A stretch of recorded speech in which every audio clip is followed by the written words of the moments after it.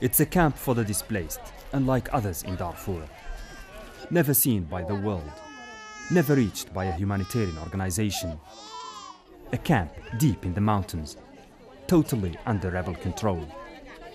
Over 1,000 people, mostly women and children, walked here on foot in the last 2 months, fleeing fighting between rebels and government troops. They shelter under sticks and straw. They forage in the woods to survive. Just to get here, each family made a journey through hell. The people who attacked our village killed 2 of my nephews and my uncle and my father. They stole our animals and our clothes. They even took my kitchen utensils and the food I cooked. They burned our house, and I came here looking for a safe place. This morning they received their first medical aid ever. The vaccines are donated by the Red Cross, but the doctors are rebels. UN and NGO hosted camps are only 15 miles from here, and yet these people still chose to come to this place. Some say they prefer the safety of the so-called liberated areas.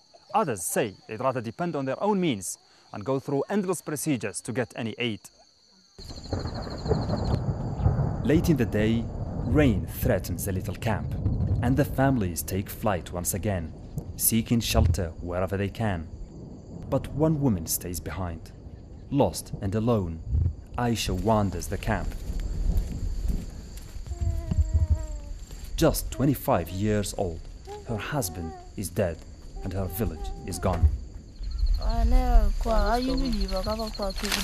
don't know who attacked us, but they wore dark uniforms and green clothes, and they had military vehicles. My husband used to cut wood and sell it and bring us food, but they killed him and burned our village. We escaped into the mountains and started looking for food.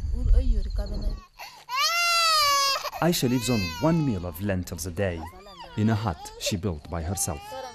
This is her roof, and this is her floor. Exhausted, but she cannot rest. The children are sick, and their stomachs are empty. Every day, Aisha hikes to the summit of the mountain, driven by the hungry cries of the baby on her back.